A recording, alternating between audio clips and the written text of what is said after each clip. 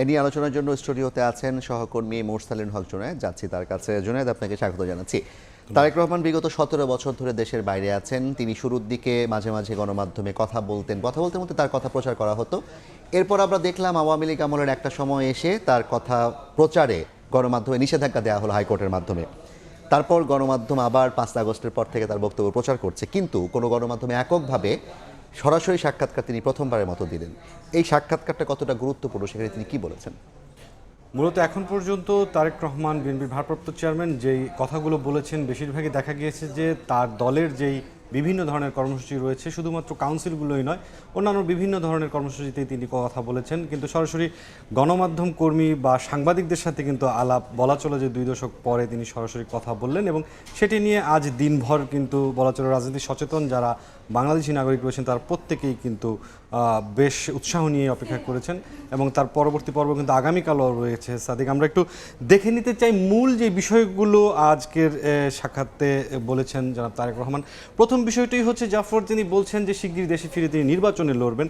এই বিষয়টি প্রশ্নটি এসেছে মূলত 5 আগস্টের পর থেকেই, এক ধরনের অর্থাৎ 2024-এর পর থেকেই কিন্তু দলের নেতাকর্মী যেমন রয়েছেন, সাধারণ মানুষের ভিতরে একটি আগ্রহের জায়গা রয়েছে তিনি আসলে কবে নাগাদ দেশে ফিরবেন। তিনি খুব স্পষ্টভাবে বলেছেন যে নির্বাচনকালীন সময়ে তিনি দেশেই অবস্থান করবেন, ক্ষমতায় গেলে সব দলকে পাশে রাখার অঙ্গীকার দিয়েছেন। মূলত এই বক্তব্যটি এসেছে এই যে লম্বা সময় ধরে 17 বছরের যে আন্দোলন ছিল, সেই আন্দোলনে যে রাজনৈতিক দলগুলোকে পাশে পেয়েছে বিএনপি, মতাদর্শ আলাদা থাকলেও তারা একটি কমন জায়গায় একসাথেই ছিলেন, সেই জায়গা থেকে তিনি মূলত এই অঙ্গীকারটির কথা বলেছেন। প্রধানমন্ত্রীর সিদ্ধান্ত তিনি দল এবং জনগণের উপরে ছেড়ে দিয়েছেন, যে সিদ্ধান্ত জানাবে সেটি তিনি গ্রহণ করবেন। এবং আওয়ামী লীগের রাজনীতির ইস্যু একটি বড় জায়গার বিতর্ক রয়ে গিয়েছে। সবসময় বিএনপি যেটি বলে এসেছে যে এটি বিচারিক প্রক্রিয়ার মধ্য দিয়ে হলে ভবিষ্যতের জন্য এক ধরনের ভালো দৃষ্টান্ত হয়ে থাকবে, পাশাপাশি জনগণেরও এক ধরনের সিদ্ধান্ত রয়েছে। এবং সবশেষ চাঁদাবাজির বিরুদ্ধে কঠোর অবস্থানে বিএনপি। জাফর সাদিক, প্রায় 7,000 নেতাকর্মীর বিরুদ্ধে কিন্তু ব্যবস্থা নিয়েছেন তারেক রহমান, এই বিষয়টি ইতিমধ্যেই গণমাধ্যমে জানিয়েছেন। কিন্তু তিনি বলছেন পুলিশিং অর্থাৎ শৃঙ্খলা বজায় রাখার যে বিষয়টি সেটি সরকারের, এবং সেই জায়গাটিতে সরকার পুলিশিং করতে পারেননি। সার্বিকভাবে আজকের যেই গণমাধ্যমে সাক্ষাৎকারটি ছিল তারেক রহমানের, তিনি কিন্তু এই বিষয়গুলো খুব স্পষ্টভাবে বলেছেন যেগুলি জনগণের কাছে খুব আগ্রহের জায়গা রয়েছে। তারেক রহমান তো নির্বাচনে অংশগ্রহণ করার প্রত্যয় ব্যক্ত করেছেন, তিনি আসবেন দেশে এমন কথাও বলেছেন। এরপরও দেশের রাজনীতিতে নির্বাচন নিয়ে এক ধরনের সংশয় এখনো কেন আছে? এখন পর্যন্ত যে সংশয়গুলো রয়েছে জাফর সাদিক, সেটি হচ্ছে যে বলা চলে এক ধরনের রাজনৈতিক খেলার দর কষাকষির যে বিষয়টি রয়েছে নির্বাচনে, সেই জায়গাগুলো থেকে রাজনৈতিক দলগুলো তার নিজেদের যে আগ্রহের জায়গাগুলো সেগুলো আসলে বেছে নিতে চায়। এই বিষয়ে আজকের যে দৈনিক কর্মসূচিগুলো থাকে সেখানে একটি প্রতিবেদন রয়েছে আমাদের কাছে।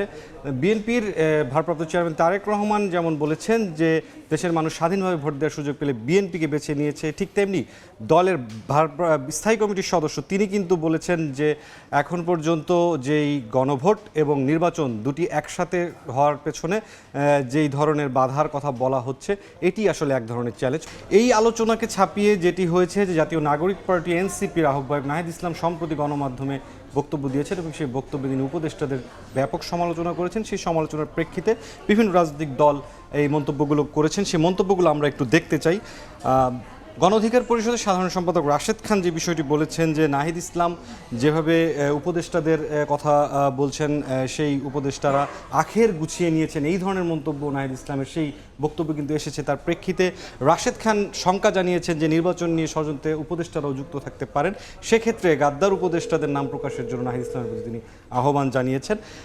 অন্যথায় যদি এই নির্বাচন ব্যাহত হয়ে গণ অভ্যুত্থান ব্যর্থ হয় তাহলে নাহিদ ইসলামকে দায় নিতে হবে বলেও কিন্তু রাশেদ খান সতর্ক করেছেন। পাশাপাশি সাইফুল হক ওই বক্তব্যের সূত্র ধরেই বলেছেন যে নাহিদ ইসলাম যে বক্তব্যগুলো বলেছেন তার একটি জবাব অবশ্যই সরকারের পক্ষ থেকে দিতে হবে, এবং যদি কোনো উপদেষ্টার কারণে অন্তর্বর্তীকালীন সরকারের নিরপেক্ষতা বা যে কোনো অবস্থান প্রশ্নবিদ্ধ হয় সেই উপদেষ্টাদের অপসারণের দাবিও জানিয়েছেন বিপ্লবী ওয়ার্কার্স পার্টির সাইফুল হক। পাশাপাশি সালাউদ্দিন আহমেদ বিএনপি স্থায়ী কমিটির সদস্য, তিনি যেই বিষয়টি বলেছেন যে এখন পর্যন্ত নির্বাচন এবং সংস্কার ইস্যুতে যে গণভোট এই নিয়ে এক ধরনের পক্ষে বিপক্ষে মতামত রাজনৈতিক দলগুলোর মধ্যে রয়েছে, তাদের অবস্থান রয়েছে, এবং সেই বিভক্তির মধ্যে দিয়ে যেন কোনো ধরনের ফ্যাসিবাদের পুনরুত্থান না ঘটে সেই জায়গাটিকেই তিনি মূলত দৃষ্টি আকর্ষণ করে বলেছেন যে ঐক্য থাকলে মূলত নির্বাচন এবং সংস্কার ইস্যুতে গণভোটে কোনো সংকট হবে না। সার্বিকভাবে যে বিষয়টি আজ সারাদিন দেখা গিয়েছে যে সবাই নির্বাচনমুখী এবং নির্বাচনের পথে যেতে যে কোনো ধরনের ঐক্যমত যেভাবেই সম্ভব হয় সকলেই সেটি গঠন করতে চান। অনেক ধন্যবাদ মোরসালিন হক জুনায়েদ। আমাদের সঙ্গে যুক্ত হয়েছিলেন সহকর্মী মোরসালিন হক জুনায়েদ, জানাচ্ছিলেন তারেক রহমানের বক্তব্যের পরিপ্রেক্ষিতে পরবর্তী পরিস্থিতি এবং একই সাথে আজকে সারাদিনের রাজনৈতিক নেতাদের যে বক্তব্য সে তার বিশ্লেষণ।